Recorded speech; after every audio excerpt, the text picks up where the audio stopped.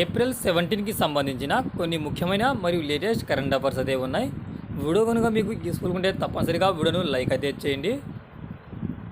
Fintech సంస్థ అయిన Bharat pay తన పూర్తికాల చీఫ్ ఎగ్జిక్యూటివ్ ఆఫీసర్గా ఎవరిని నియమించింది? ఫిన్టెక్ సంస్థ అయిన భారత్ పే తన పూర్తికాల చీఫ్ ఎగ్జిక్యూటివ్ ఆఫీసర్గా ఎవరిని నియమించింది? నలీన్ నేగి. ఫిన్టెక్ సంస్థ అయిన భారత్ పే తన తాత్కాలిక సీఈఓగా మరియు చీఫ్ ఫైనాన్షియల్ ఆఫీసర్గా నలీన్ నేగిని పూర్తిస్థాయి చీఫ్ ఎగ్జిక్యూటివ్ ఆఫీస్ పదోన్నతిని కల్పించింది. జనవరి 2023లో అప్పటి సీఈఓ సుహేల్ సమీర్ పదవి విరమణ చేసిన తర్వాత నేగికి తాత్కాలిక సీఈఓ బాధ్యతలు అప్పగించబడ్డాయి. 28 సంవత్సరాల అనుభవం కలిగిన నేగి 2022లో భారత్ పేలో చేరారు. క్వాంటమ్ టెక్నాలజీలో సహకారం కోసం భారత్ ఎలక్ట్రానిక్స్ లిమిటెడ్ ఎవరితో ఒప్పందం కుదుర్చుకుంది? క్వాంటమ్ టెక్నాలజీలో సహకారం కోసం భారత్ ఎలక్ట్రానిక్స్ లిమిటెడ్ ఎవరితో ఒప్పందం కుదుర్చుకున్నది? IIT Mandi. Navratna defence PSU Bharat electronics limited BEL semiconductors, quantum technologies మరియు డ్రోన్ల రంగాలలో పరిశోధనల సహకారం కోసం ఐఐటి మండి హిమాచల్ ప్రదేశ్తో సంతకం చేసుకుంది. బిఈఎల్ అనేది భారత్ ఎలక్ట్రానిక్స్ లిమిటెడ్ అనేది భారత ప్రభుత్వ యాజమాన్యంలోని ఏరోస్పేస్ మరియు డిఫెన్స్ ఎలక్ట్రానిక్స్ కంపెనీ. భారతదేశంలో హైబ్రిడ్ పిచ్ టెక్నాలజీని ఉపయోగించి మొదటి స్టేడియం ఏది? భారతదేశంలో హైబ్రిడ్ పిచ్ టెక్నాలజీని ఉపయోగించిన మొట్టమొదటి స్టేడియం ఏది? ధర్మశాల. హిమాచల్ ప్రదేశ్ క్రికెట్ అసోసియేషన్ క్రికెట్లో సాంకేతికతను ఉపయోగించడంలో ఎప్పుడు ముందుంటుంది? దీనికి సంబంధించిన హెచ్పిసిఏ తన ప్రాక్టీస్ సౌకర్యాలలో హైబ్రిడ్ పిచ్ టెక్నాలజీని ఉపయోగించడం ప్రారంభించింది. ధర్మశాలలో మొట్టమొదటి hybrid pitch installation Bharat cricket కొత్త శిఖరాలను ఇది తీసుకువెళ్తుంది.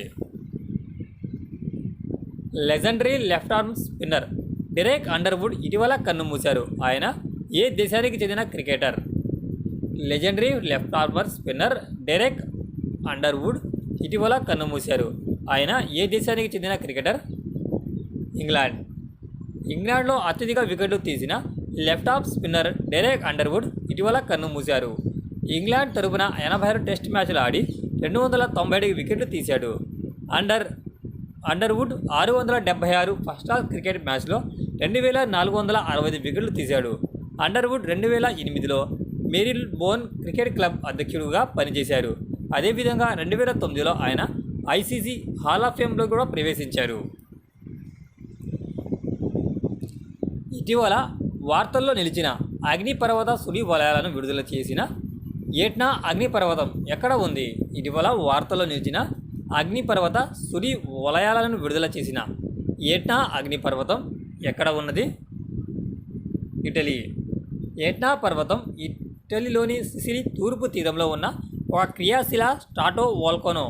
ఇది యూరోప్లోని అత్యంత చురుకైన అగ్నిపర్వతం మరియు ప్రపంచవ్యాప్తంగా అతిపెద్ద అగ్నిపర్వతాలలో ఒకటి. ఇది 1500 బీసీ నాటి అగ్నిపర్వత కార్యకలాపాల చరిత్రను ఇది నమోదు చేస్తుంది. మొట్టమొదటి గ్లాస్ స్కైవాక్ వంతెనను భారతదేశంలోని ఏ రాష్ట్రంలో ఉంది? మొట్టమొదటి గ్లాస్ స్కైవాక్ వంతెన భారతదేశంలోని ఏ రాష్ట్రంలో ఉంది? ఉత్తరప్రదేశ్లోని గ్లాస్ స్కైవాక్ వంతెన చిత్రకూట్లోని తులసి జలపాతం వద్ద ఉంది.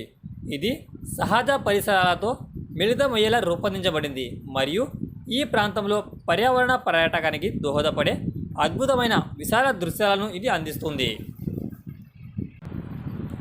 2023-24 ఆర్థిక సంవత్సరానికి భారతదేశపు సరుకుల వాణిజ్య లోటు ఎంత శాతంగా నమోదైంది? 2023-24 ఆర్థిక సంవత్సరానికి భారతదేశ సరుకుల వాణిజ్య లోటు ఎంత శాతంకు నమోదైంది? $240.2 బిలియన్. ఫైనాన్షియల్ ఇయర్ 2023-24లో భారతదేశ వాణిజ్య లోటు $240.2 బిలియన్ చేరుకుంది. ఇది వాణిజ్య లోటులో 11 నెలల కనిష్ట స్థాయిని ఇది సూచిస్తుంది.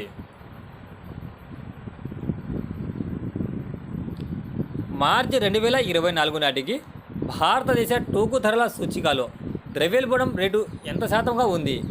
మార్చి 2024 నాటికి భారతదేశ టోకు ధరల సూచికలో ద్రవ్యోల్బణం రేటు ఎంత శాతంగా నమోదైంది? 0.53%. మార్చి 2024లో భారతదేశం యొక్క టోకు ధరల సూచికలో ఆహారం, విద్యుత్, పెట్రోలియం, యంత్రాలు మరియు తయారీ వంటి వివిధ రంగాలలో ధరల పెరుగుదల కారణంగా 0.5% ద్రవ్యోల్బణ రేటు నమోదు చేసింది. జంతు బలి లేకుండా లాంగ్టే పండుగను జరుపుకునే భారతీయ రాష్ట్రంలోని నైషీ తెగ ఏది? జంతు బలి ఇవ్వకుండా భారతదేశంలోని నైషీ తెగ వారు లాంగ్టే పండుగను జరుపుకుంటారు. వాళ్ళు ఏ రాష్ట్రంలో ఉన్నారు? అరుణాచల్ ప్రదేశ్లోని నైషీ తెగ వారు జరుపుకునే లాంగ్టే పండుగ దాని సాంస్కృతిక ప్రాముఖ్యత మరియు ప్రత్యేకమైన ఆచారాలకు ప్రసిద్ధి చెందింది. జంతు బలితో కూడిన అనేక ఇతర గిరిజన పండుగల మాదిరిగా కాకుండా లాంగ్టే పండుగ అటువంటి పద్ధతులను నిషేధిస్తుంది. బదులుగా ఈ పండుగలో తెల్లటి ఈకలు మరియు వెదురు ఉపయోగించి సింబాలిక్ అలంకరణలు ఉంటాయి. ప్రకృతి మరియు వారి సాంస్కృతిక వారసత్వం పట్ల గిరిజనుల గౌరవాన్ని ఇది హైలైట్ చేస్తుంది. అహింస మరియు ప్రతీకాత్మక ఆచారాలపై ఈ ప్రాధాన్యత లాంగ్టే పండుగను వేరు చేస్తుంది మరియు నైషీ తెగ యొక్క విలువలను మరియు సాంప్రదాయాలను ఇది ప్రతిబింబిస్తుంది. ఇది ఫ్రెండ్స్ ఈ రోజుకు సంబంధించిన కొన్ని ముఖ్యమైన కరెంట్ అఫైర్స్ని ఇప్పుడు మనం వీడియోలో తెలుసుకున్నాం. వీడియో కనుక మీకు యూస్ఫుల్ ఉంటే తప్పనిసరిగా వీడియోని లైక్ అయితే చేయండి. Thanks for watching టెక్జా.